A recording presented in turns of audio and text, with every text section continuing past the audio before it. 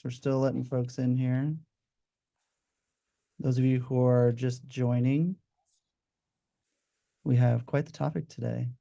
So we're excited to, it's been really fun to watch you all prepare for this, Laura and Wendy. So thank you so much for your hard work on it. I know that you've done several run-throughs on this one.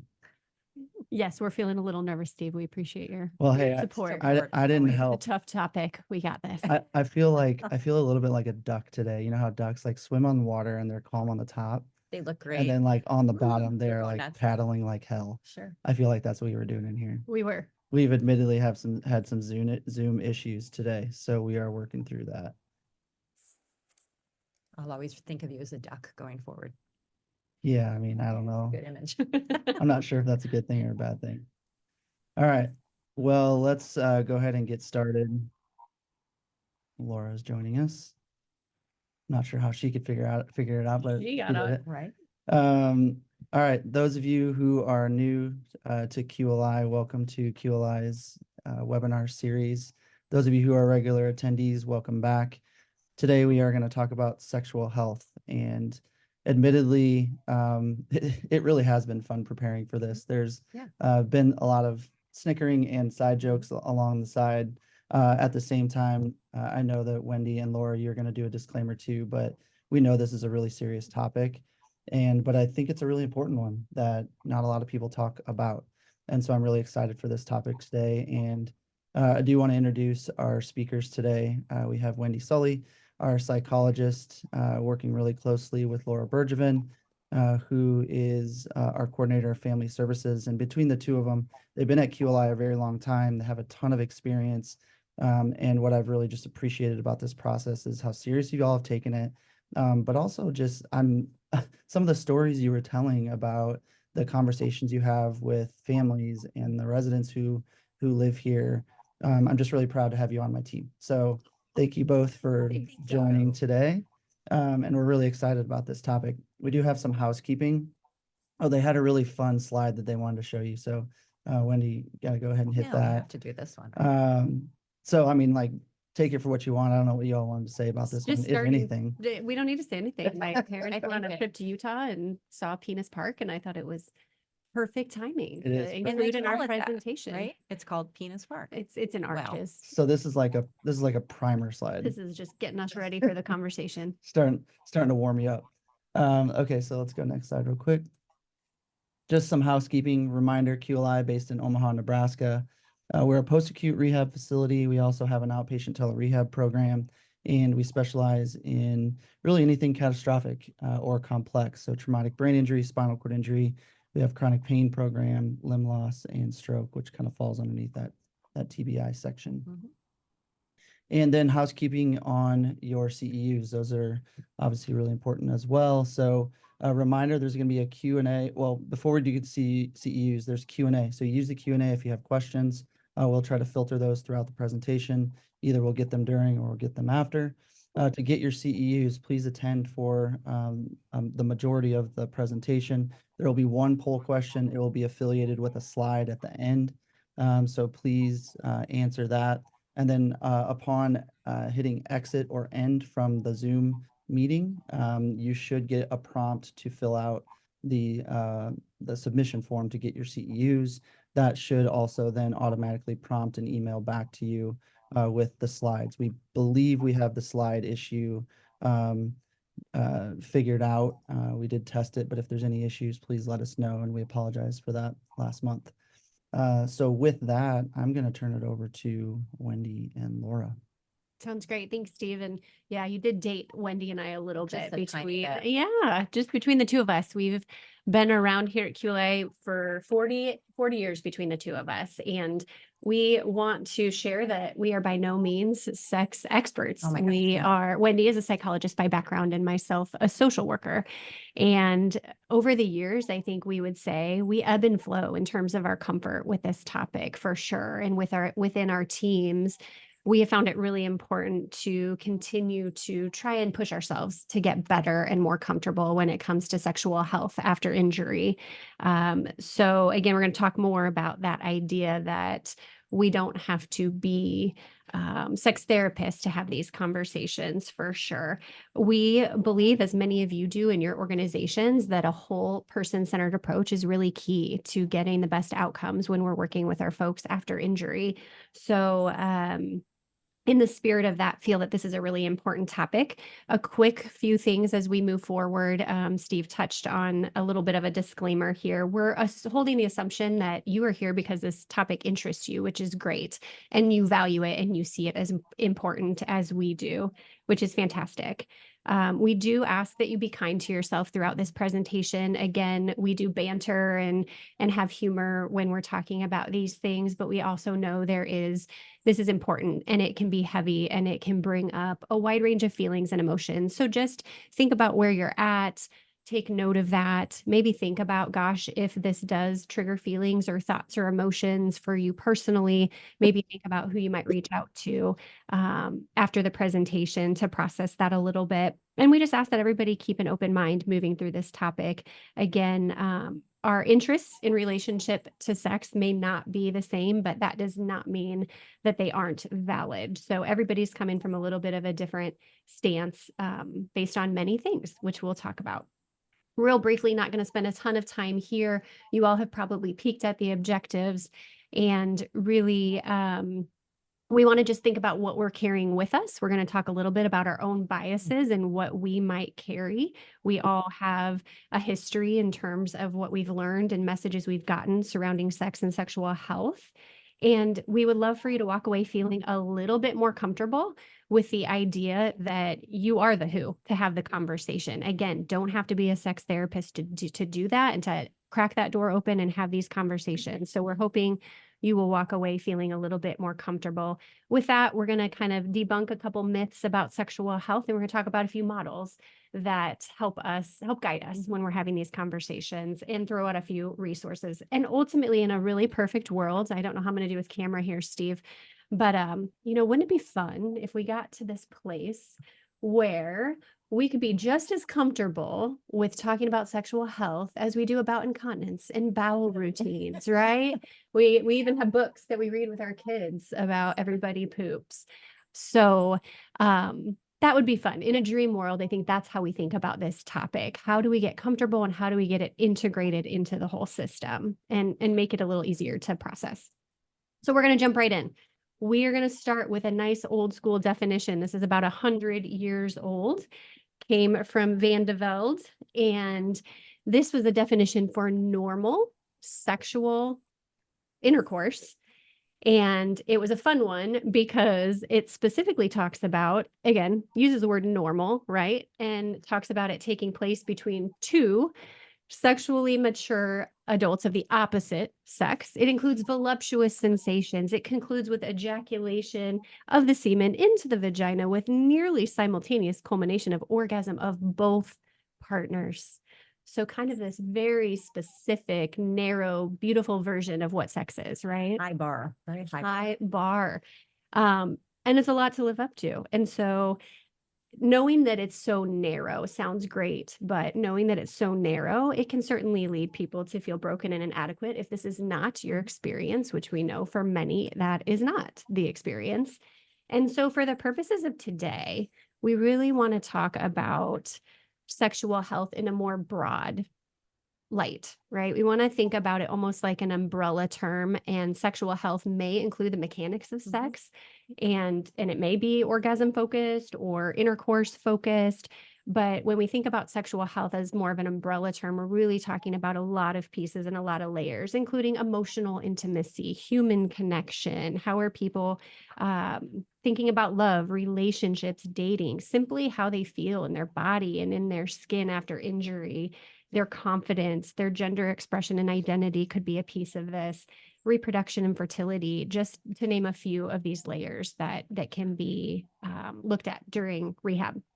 So we're not just talking sexual intercourse here. For the purposes of this presentation, we're really thinking more broadly. Yeah, much broader definition. Thank you, Laura. I think, Ray, reflecting on that earlier definition, I'm certainly glad that we've gotten to a broader point and wanting to really look at some of the research behind this as well.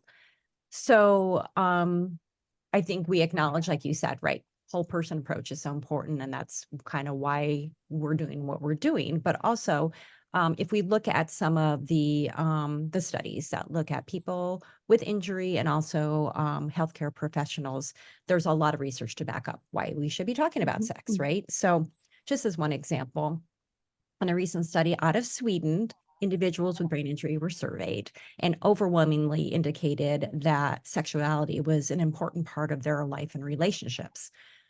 Unfortunately, on the flip side, only a small percentage really had that addressed as part of their rehab program. And numerous other studies report very similar findings, right? And so we are being told by the people that have been injured that it's independent of diagnosis, whether someone's had a brain injury, a spinal cord injury, other life-changing illness, cancer survivors, et cetera, that sexuality and intimacy are brought up as something that they're looking to have addressed, right, as part of their treatment.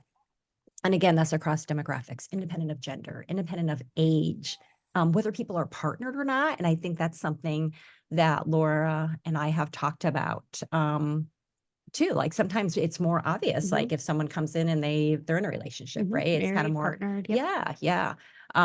So again, I think people are telling us, right? People after injury are saying, this is important to me. Please help me navigate this area of relationships and intimacy after injury.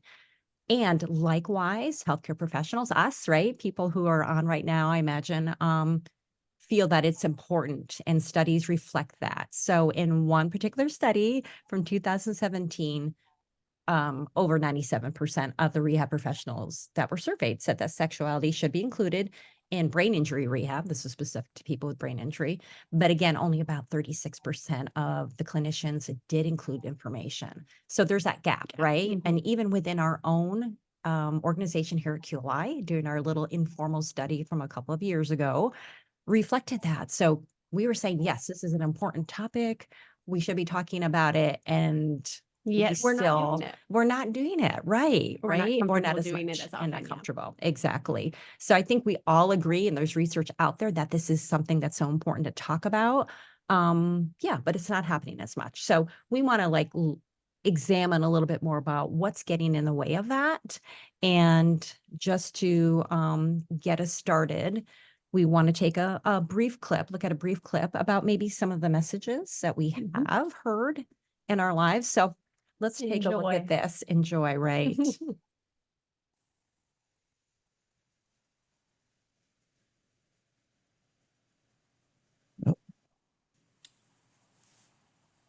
No, Need to click the sound on the YouTube app. it's not coming through. There you go. Oh, We might have to redo that. Starting again. hit the sound again. Yeah. Pause for technical difficulties. We might have to send this as a link after. I know, we could It's a talk it quick- through. Yeah. If you've seen Mean Girls.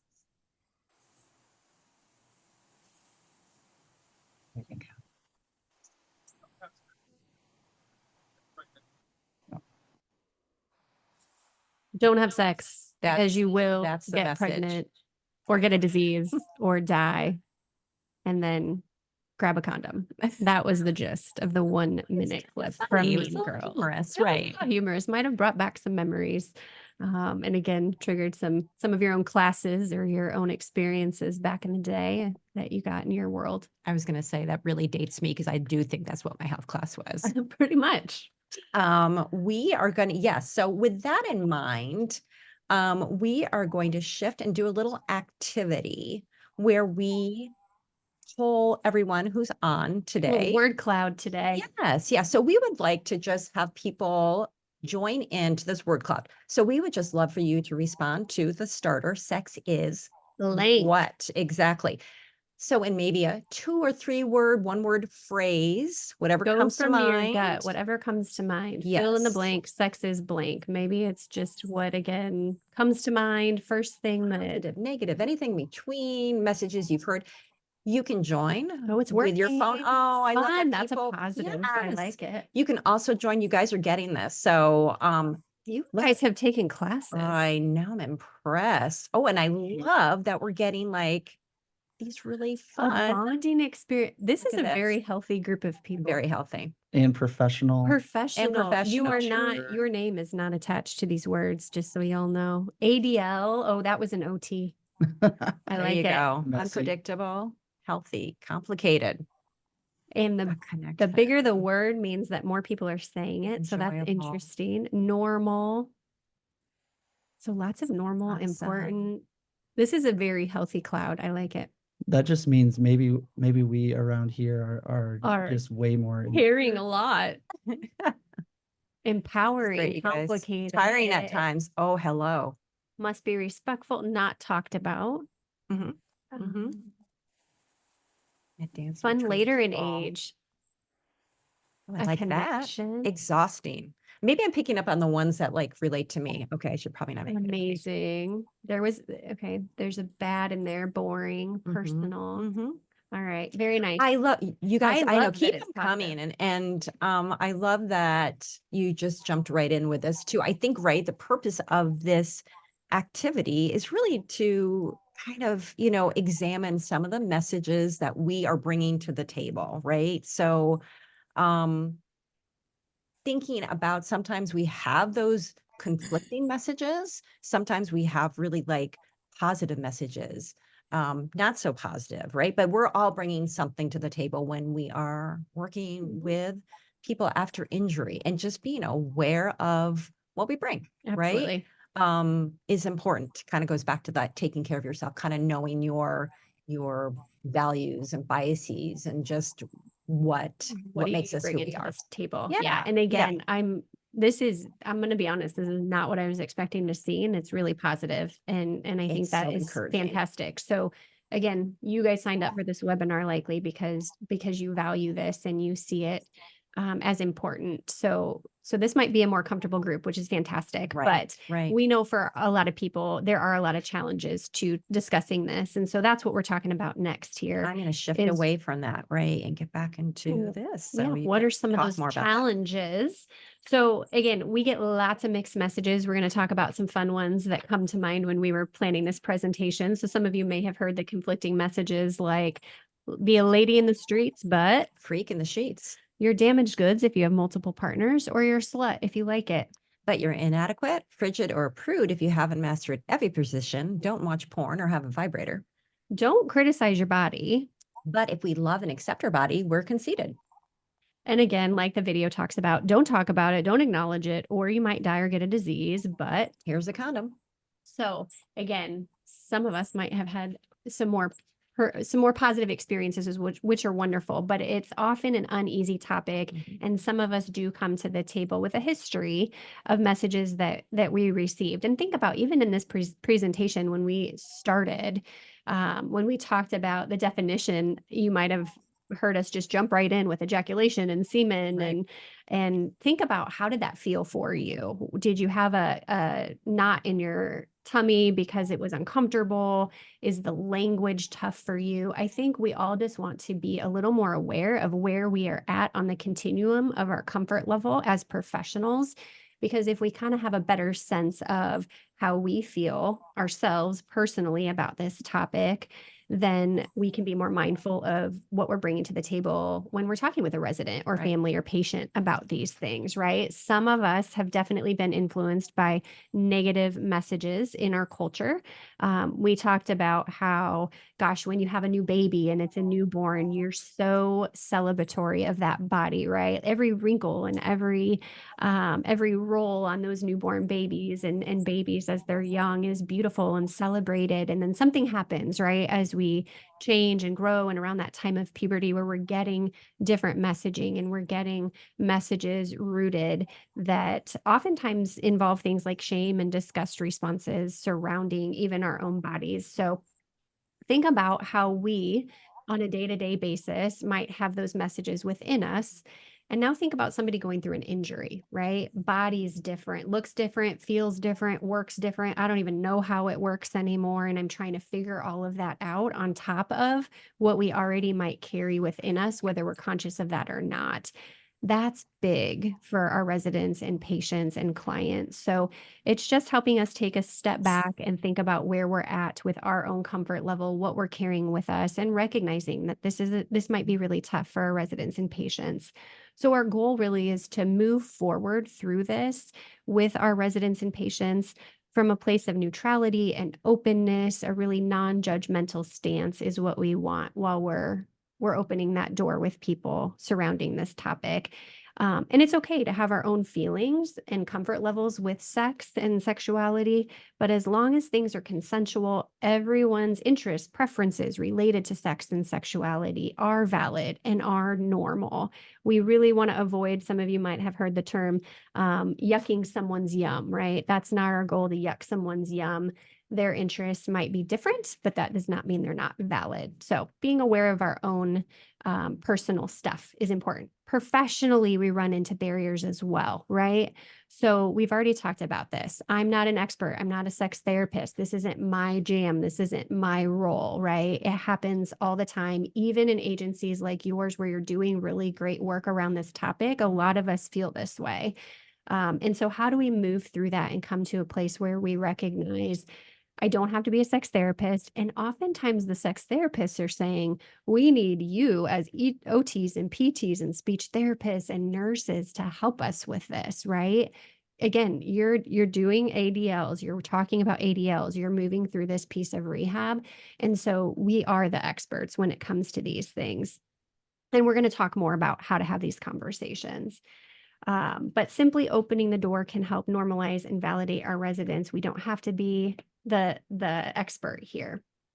Also, we know that we're facing things like time constraints, and sometimes we have more support than others, depending on where you're at in your organization. So we don't want to dismiss that. We know that people are stretched, they're working hard, they don't have their whole core role can't be related to sexual health necessarily. But the goal is, can we become more whole person centered throughout the team, throughout the agency itself, so that we're working together and it doesn't fall solely on one team member or one team. That's the real goal. And it might take some work up front, and it might take some investment and resources to get that going within your teams and organizations. But we really believe that integrated multidisciplinary setup is what is going to help make this doable for a lot of people in their agencies, so that you're not taking it all on and it doesn't have to solely be you. You're really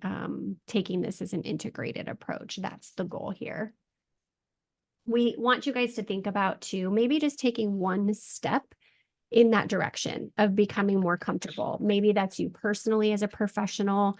How am I seeking out more resources? And maybe again on your teams. It doesn't have to be a huge get everybody on board right away, but maybe just think about, how do I start the conversation? Maybe ask yourself, do I have resources on hand? Do we have resources as a team on hand? Do we need to create some of our own to fit our own agencies and organizations? Do we need to bring in more speakers? Do we need to complete a needs assessment and figure out what do our patients and families want, or what do our staff need to become more comfortable with this? So think about maybe a starting point. You don't have to do it all. The only other thing I would add is we have some individuals in the audience who are not providers. So it could be a case manager, or it could be an adjuster, or someone that's maybe a little bit more ancillary. What would you say their role is, and how might they engage in this type of situation, besides maybe if they did have a level of comfort to actually have the discussion themselves? So if we take that off the table, what would they do if they're not the actual provider? I think that's a great question. And I think, again, we're still working as teams, and to have it on our minds and to be able to start asking those questions, I think is a starting point, right? Yeah. So yeah, definitely. I think along with that too, just like recognizing, like being supportive of like that whole person program, I think is so important, right? So does that get to that, like as part of someone's rehab program, we are going to be addressing this and recognizing that that's such an important part of getting someone back to life, right? So I think,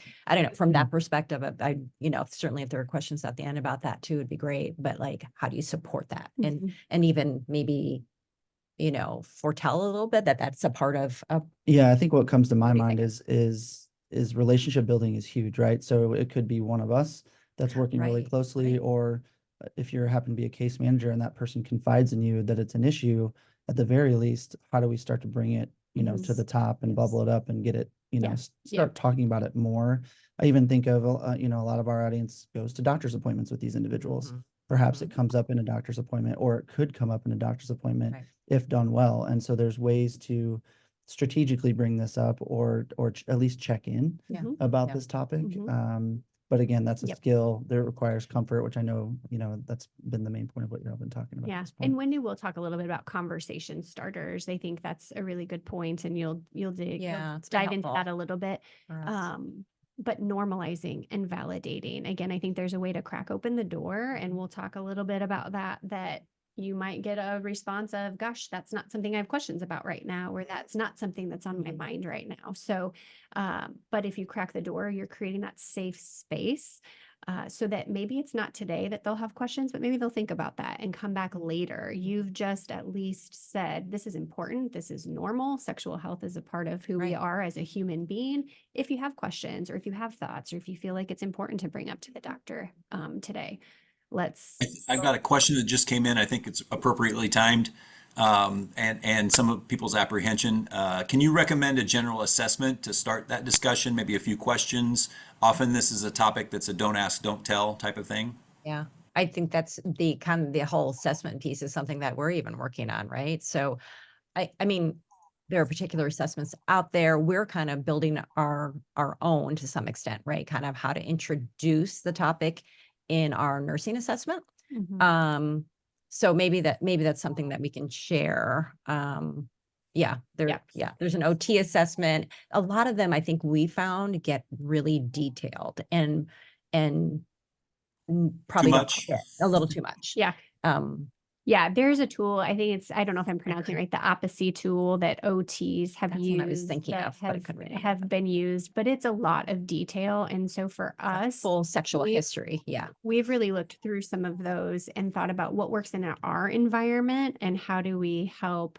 Specifically for our nursing team was one example where we wanted to help pull out some basic general questions just to slide into the initial discussion, and then we can kind of flag whether that person did have interest in Mhm. talking more and pull people in as it makes sense. So I think you have to do what works for your organization, but certainly there are some of those tools out there. And if you'll have our emails in the slides. So if you want to reach out to Wendy or I too, we're happy to share some with you. There's some really detailed ones from nursing, from OT, but we'll touch on just again a few Yeah. general phrases. I mean, again, I think it's always an easy one to say, gosh, sexual health is a normal part of everyone's. Sexual health is a part of everyone, is normal, and it's something that everybody Right. thinks about. If it's something that you want to explore further, we're here and we can talk more about that and pull people in down the line. So just again, normalizing it and validating, I think, is big to crack the door open. We may get into a few more examples too as we keep moving here. A couple more myths that again you all are probably very aware of, and because we're getting such positive responses, these are things that you have probably pushed yourself through. But we don't always, and this isn't purposeful. Wendy mentioned it earlier. We even found ourselves doing this more often when we were meeting with people who weren't partnered. It wasn't on purpose, but it just wasn't at the forefront of our minds as much when we were talking with people who came in that were single and not partnered or married or in a relationship. And I think what we realized in processing and learning more was what an opportunity we were missing, right? Again, if we're with a partner, that might create a safer space to explore things and try to figure out how things feel and work. And that's maybe a little safer of a space to do that. While here we had people who maybe weren't partnered and they were probably more worried about it, but we weren't always asking the question because we didn't think about it. And again, it's not intentional, but sometimes we just don't view people as sexual beings, or we don't think about it because maybe because of their age, maybe because of because of them not being partnered. But we want to make sure that we treat everybody with that respect and dignity to honor that you as a human being probably have questions, and we want to be supportive. I'm just still processing Yeah. the last question too. So, you mentioned there's some specific, maybe objective questionnaires or measures or something like that, but practically, who navigates these questions, or who assesses, like within our organization, maybe upon admission at the very least. And then, I think some of your point is that it should be everyone asking the questions, Yeah. but practically, how do we implement it Yeah. from the jump? And I think we're going to get there. Okay. We're going to Then talk a that's little bit okay. about our tri-dimensional model towards the end here, and give some examples of how programs have been worked on here at QLI, which I think will give you some examples of how, again, we've had PTs, we've had Perfect. OTs, we've had nurses. Right. So we will jump into that as well. So viewing people as sexual beings is important. A few other things people worry about oftentimes is, how might it be perceived if I ask that question? Maybe I'm an opposite sex and I worry about, what will that be viewed as if I ask this female how they're feeling about sex or their sexual health? Am I planting ideas in their head? Again, we have people who have cognitive deficits, or who are perseverating, or so we might avoid it because we're worried that, if we bring this up, then it could potentially be something they get stuck on, or I'm going to plant that seed in their head, or it's just too early in rehab. And again, we've seen the continuum of things here. We've had people who have said, oh my gosh, I've been having sex since the hospital. Like I'm good. I don't have questions. And then we've had other people who have said, even after leaving QLI, I was not in the headspace to even think about that. I was more worried about day to day, and I didn't even really start processing it until I was back at home. And so I would not have been in the headspace to have that conversation. But at the end of the day, if you ask the question, just let them guide you, right? You don't have to, you're always going to be seeking permission. We're going to talk about that, but meet them where they're at. If you crack the door open, no harm done, right? So getting more comfortable with pushing through the idea that it's somehow too early, or implanting ideas in their head. And there's really great ways to support people after injury to kind of explore and try to have a healthy relationship with things, and have access to things in a safe and healthy way, even with deficits. Again, if they are able to consent, then we should be thinking about these things. So let's let Wendy start diving into, then, how do we have some of these conversations, and what are some of the models? Because you guys have had some great questions about just having those conversations.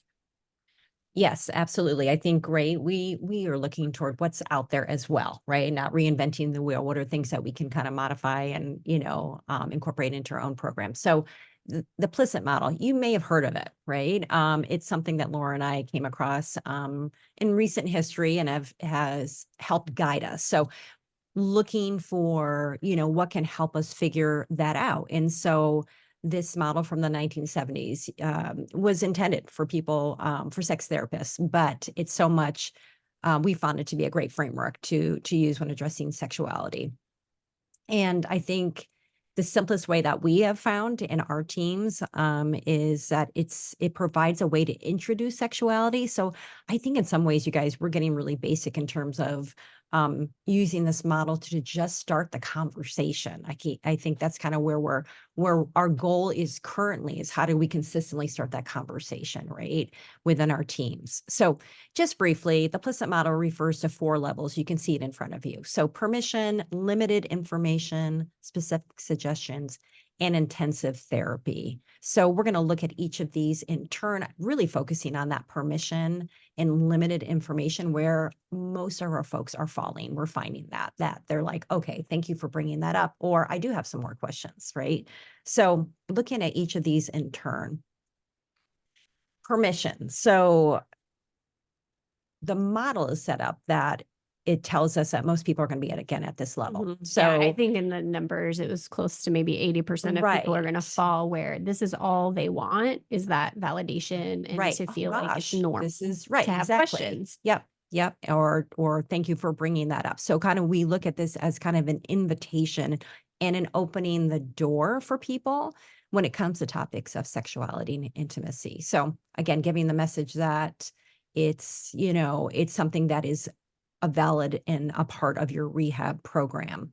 So like you said, Laura, I think some people have said, oh gosh, thank you for bringing that up. I do have some questions, and other people have been like, great, I'm good. It's not even on my radar right now, right? So I think some examples of language that have been helpful to us, and maybe this is helpful to some of you out there, the language. So raising the question, like, are there any issues about sexuality that you'd like to discuss, right? A very open-ended question. This could be in a medical appointment. This could be as part of an assessment period when someone first gets to us. Also something like many areas of life. So normalizing sexuality is affected after injury. Do you have any questions or concerns at this time? Right. So just finding that language, I think, has been helpful to us. So again, this may be really basic, but I think this is kind of where we're kind of going back to and wanting to get our teams at and ourselves at. For someone who is partnered, how are you feeling about your relationship since injury? Right. That kind of opens the door to the emotional, to right, not just that the mechanics intimate, level. perhaps. Right, exactly. So different ways to kind of ask about that. I think looking at limited information, that's when we're kind of talking about, information related to that injury that someone has had. So, if we're working with someone with spinal cord injury, acknowledging that, gosh, your body is different, right? And so you may have some questions. Maybe your sexual desire is still there, but you're not really sure what things are looking like or working like. That's pretty normal. A lot of people have questions or concerns about that after injury. So kind of providing that limited information. And then again, following that person's lead, right? And then we'll talk about this a little bit too, but kind of the check-ins at different times throughout their program. So if we look at specific suggestions briefly too, this is where we're kind of at that problem solving level is what the implicit model tells us, right? And so the individual may be trying to figure out things and asking questions. I think we have come across this when we do have people typically that are partnered and they're looking for some private time with their partner. And so that may be talking with PT, OTs about positioning. It could be managing your catheter if you're attempting to be intimate. It could be as simple as, again, helping someone get into bed so they can snuggle with someone, right? So kind of how are we helping this person with transfers and kind of more specifics about, just about injury and how that impacts them.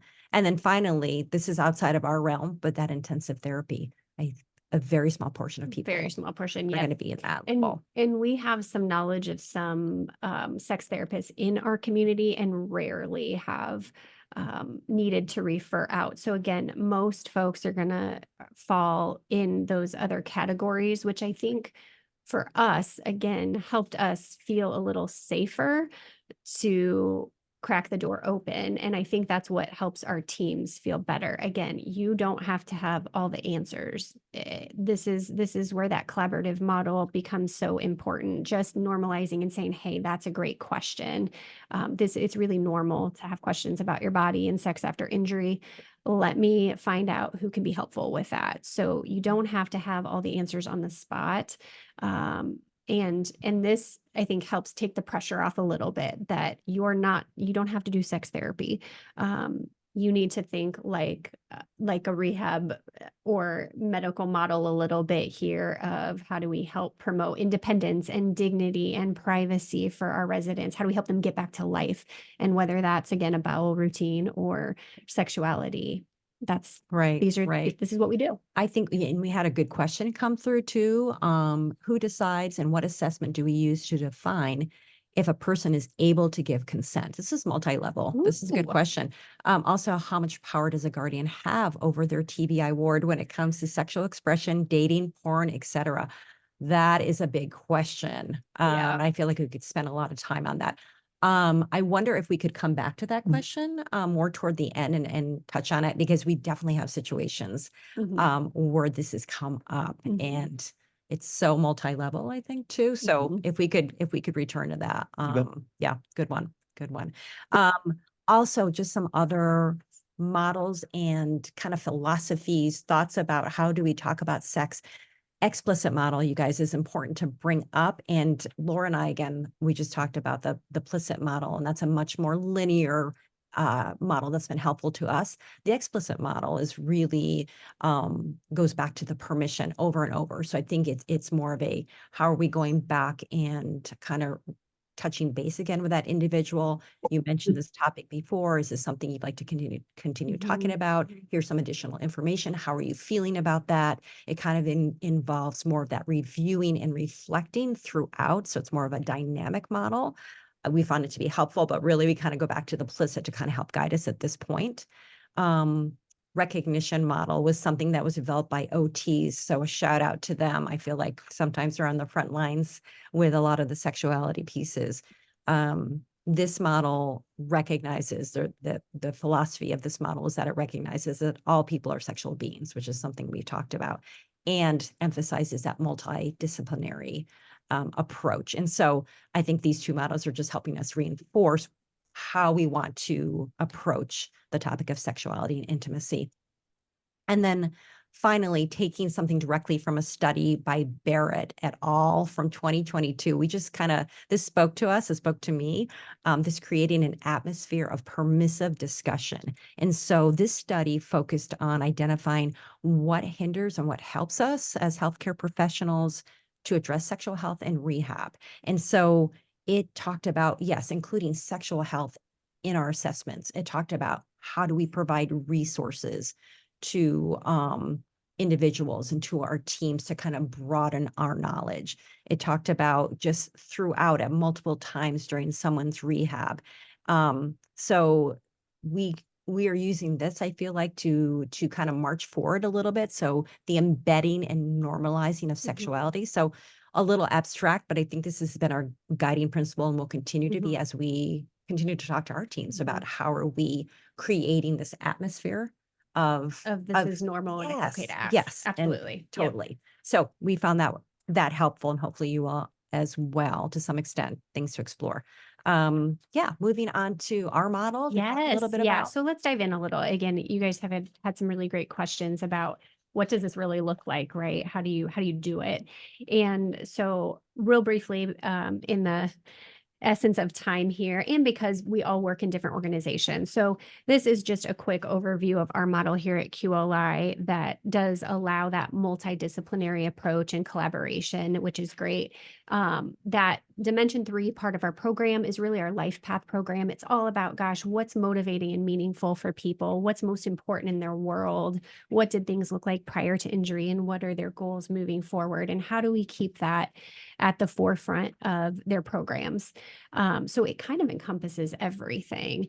And what gets them out of bed in the morning? What are those relationships that are most important, right? Dimension 1 is that foundational piece of health and safety. So that's going to definitely include things like the medical piece, right? Our medical provider team, how are people doing medically? How are we making sure that their basic needs and safety are being met? Dimension 2 is going to include your PT, your OT, your applied and functional skills. What does that look like in the real world? Organization, planning, all of those pieces. So when we're doing a really great job, we overlap, right? And when we're doing this well, we are hitting all of those pieces.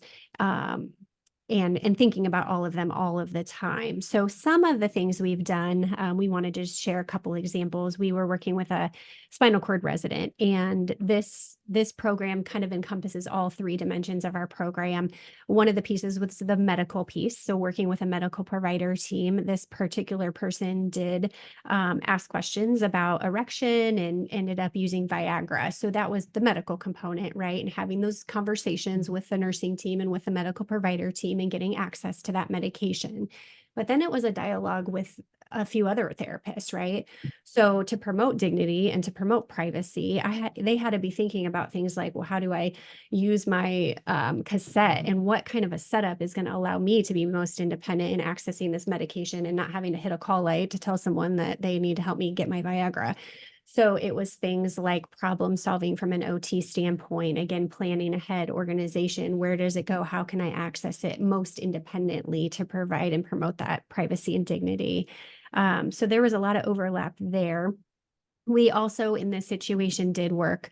And again, this was a person who was more open and asking good questions, but they had that relationship with PT and OT to really start talking about talking about what does this look like physically. So used a Hoyer lift, and we're always asking those questions, right? What does this look like when I go home? Am I going to be able to use a regular bed? Do I have to use a hospital bed? Do I need equipment? And we have the luxury of having family housing real close to campus here, where a lot of our families are able to stay with their loved one or by their loved one during rehab. And so this PT got really creative and found a way to kind of practice transfers in a sessions. And then they actually helped get that Hoyer up to family housing so that they could plan for a weekend together. And again, there was a component of sex and intercourse and that mechanical piece, but it was also about just connection and how do I spend time with my loved one and really start redefining what my relationship with my partner looks like again, that emotional component and just connection and privacy. So that was a really great kind of collaboration between a bunch of departments, and a way that we worked together and collaborated on multiple areas. We did want to point out too that again, this is our specific model. So when we're throwing this stuff out, we realize again, not everybody is a post-acute setting. Not everybody is doing things in the community. So again, think step one. Maybe it's even in a hospital setting. Do we ever ask the question, gosh, would you guys like some time to yourselves? Would you like some uninterrupted time? I can kind of think about not coming in and give you guys time to just hang out as a family or as a couple, or even someone alone by themselves. Are we thinking about just giving people time where they have privacy and time to themselves to think about things, to explore things if they want to on their own? That may be possible where you're at. It may not be, but again, it doesn't have to be this huge program. If it can be, great. If you are collaborative within your agencies and you can have these discussions together, awesome. But it doesn't have to be huge things. Again, think of a starting point and thinking of a step that maybe works for you in your situation. Another example was a speech therapist who recently had a fun dialogue with someone they were working with. She had pretty significant aphasia. She was a young mom. So getting her words out was kind of tricky. But at one point she said to her speech therapist, "It still works." And she was trying to make the point here of like, I'm working on all this stuff, but like, I'm still a partner to someone and I still think about like having a sex life with this person. And again, communication was really tough, but this speech therapist had developed this great relationship with this person. They felt safe enough asking some of those questions. And that really opened the door for them to start having dialogue. What was she thinking? What was she wanting? What did she want to share with her partner? Kind of pull him in to start helping with the communication piece. And then it actually led to other conversations too. As a new mom, things like, have you thought about protection? Have you thought about birth control? Is that something you want more information on after injury? So it kind of trickled into other areas of the program as well, which was pretty cool. Yeah. And I think just another quick example of someone who wasn't partnered, right? And again, trying to be more mindful of that. This was an individual who had had a brain injury, a woman who was just bringing up a lot of questions and thinking about, how do I get back to figuring things out from an emotional and physical standpoint? And so her team was helpful with like giving her that time to kind of explore. She had sexual aids that she had obtained and just wanting to really encourage that for her, right? And so I think that was also a medical piece. Her residential team, as well as like psychology, played a role in that. So just kind of helping her process. So yeah, just some examples, I think, right, where it's that multidisciplinary across everyone kind of taking a little piece of that. So, yeah. And I don't know if this is helpful. I know, again, there were some great questions in the beginning about how do you start to have these conversations. Some of these examples happen naturally. Again, as we have time with our residents, we're building those relationships. And that's when we get some really good stuff. And that time and building the relationship is so key to some of this. But we are trying to push ourselves to be more formal as well. And again, that's what Wendy was referring to and adding in some questions into that assessment. So again, and the wording offhand, I'm not remembering, but we even had to, again, go through those tools and pick out what we liked and figure out a way to slide those into the overall assessment, just so we did have some accountability of like, how do you start it? And then for us, when we meet as teams, we try, and again, this varies depending on where you're at and how much time you have with somebody, but we do try to be mindful of, gosh, when we're 30 or so days in, we've started building that relationship. We try at those meetings to at least have on our radar, has this topic even come up? Has anybody started these conversations? And then we kind of determine, does it make sense to have somebody take that? Is there a person who has developed that relationship a little bit? So it is a little fluid. We don't necessarily have a, this is the way it always happens. We try to make it organic and natural, and we try to be mindful of, we have also got to have some formal touch points in there and try to hold each other accountable. So Sure. we're going to, I know we're at 9:50 here. Gosh, We're going to do I a know. real quick video of a couple.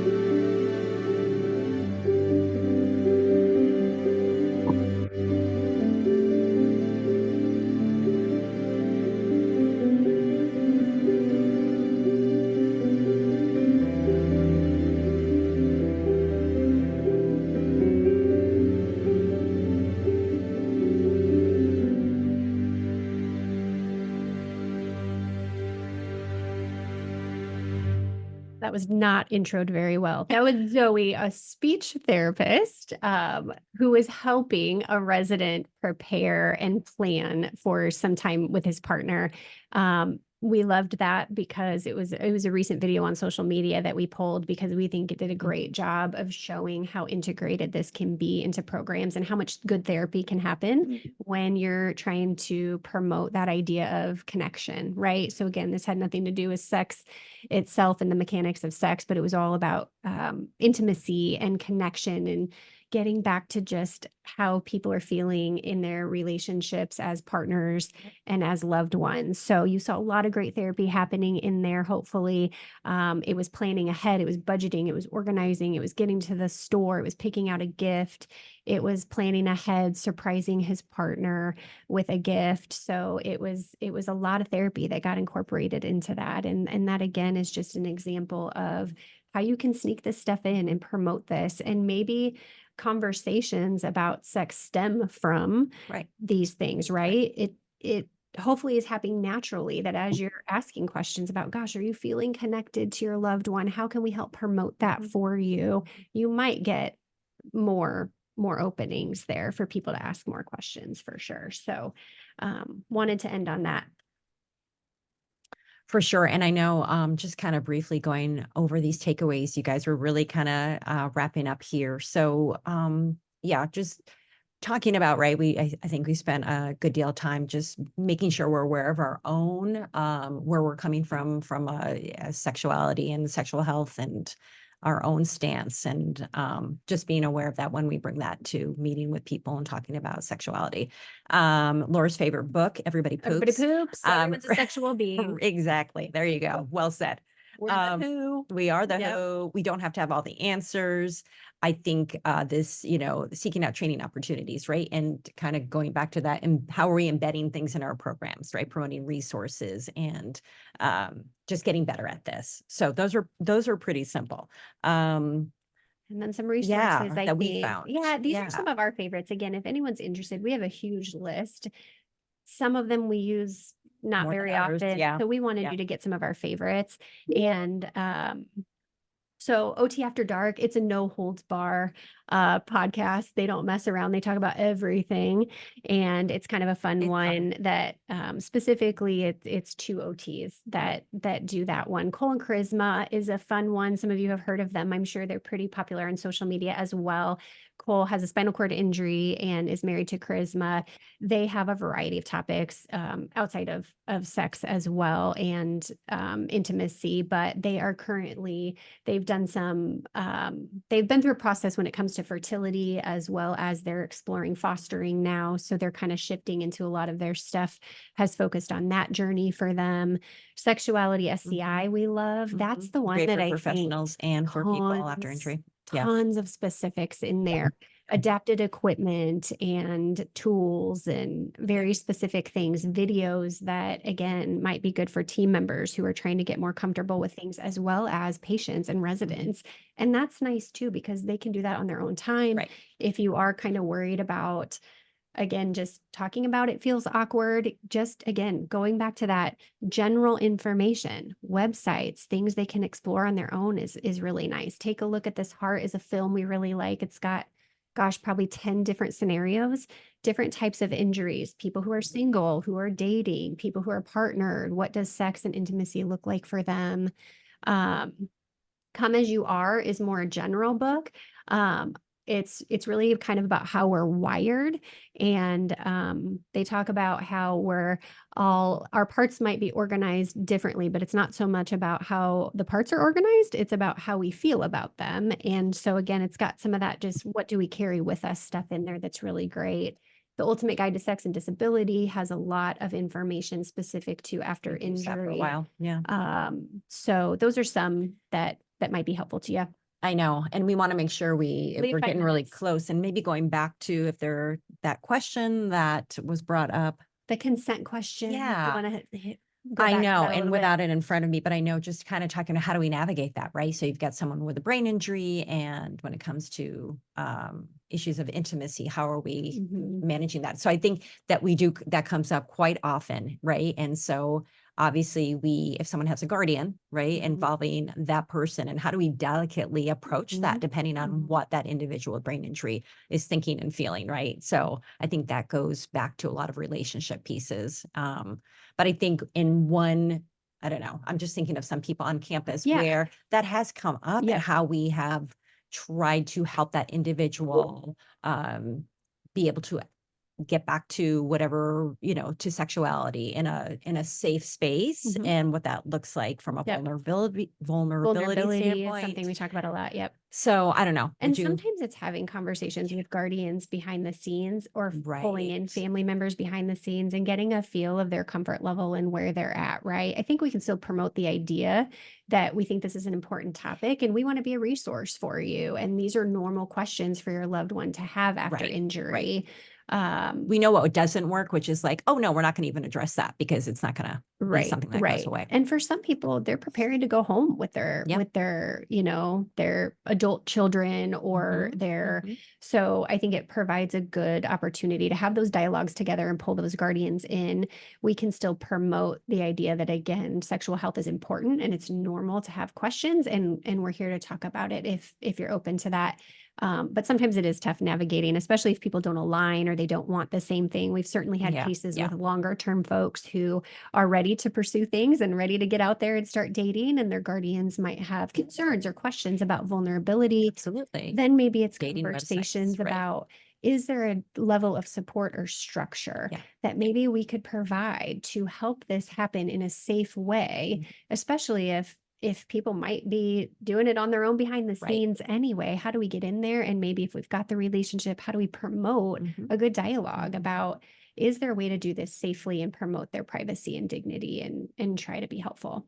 It's a very general response to a I very know. simple question. I think the other thing that comes to mind is we are, maybe if it's a cognitive issue, we have some specific cognitive measures, might Right. be neuropsych testing, Thank you. or Absolutely. maybe some Can be- cognitive yep. testing from our speech How do we and get a more cognitive objective? team, right? Yeah, yeah. So that'll give us some cognitive, objective measures around their problem solving sure. and their decision making and Absolutely. any executive functioning issues that might impact this Mhm. in terms of like, is it the right time? Mhm. Or if it isn't the right time and it's coming up, how do you navigate it? Or what's their memory like, right? So Right. perhaps there's an issue with consent and some Mhm. things like that. So some of those objective measures that we do that are maybe more unrelated to this topic can still bleed into and inform how we navigate it.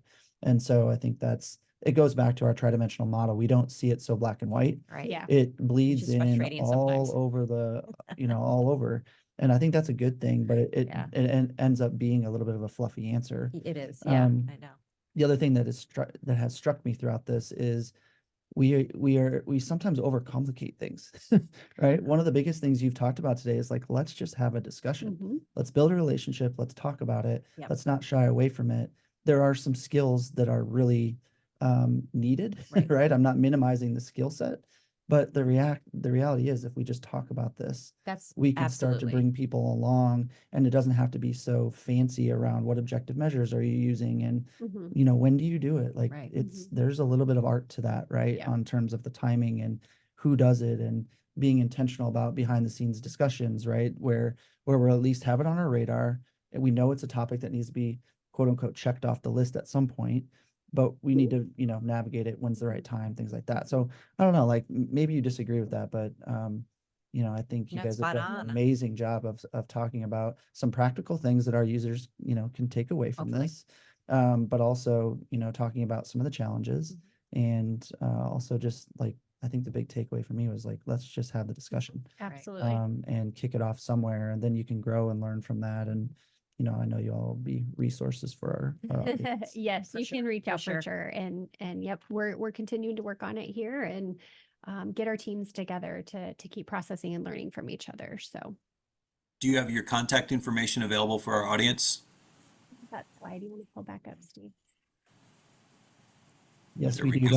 Don. Hopefully everyone Perfectly fine, saw. Don. Hopefully everyone saw the poll question.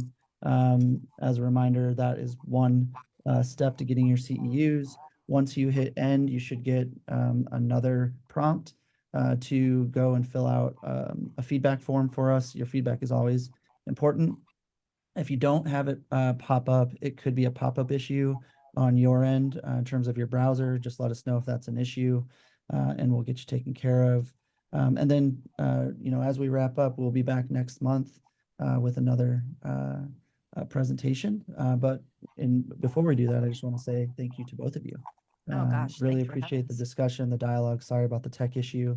It was just a little toggle that we needed some sound. So Thank you for we'll send having that us. over. I know. Thanks for everyone And who's we love to on. hear what you're doing. So feel free Yes, to email us with your ideas absolutely. as well. We didn't have much time to talk about that. So we appreciate everybody jumping on. Yeah, and if there's some questions in the Q&A or if you have anything in the comments, we're usually pretty good about responding back. And if it's something Don and I can't answer, we'll send it over to Wendy Absolutely. and Laura, or feel free to email them directly. So we can do that too. Thank you. Thanks, All right. everyone. Thank you, everyone.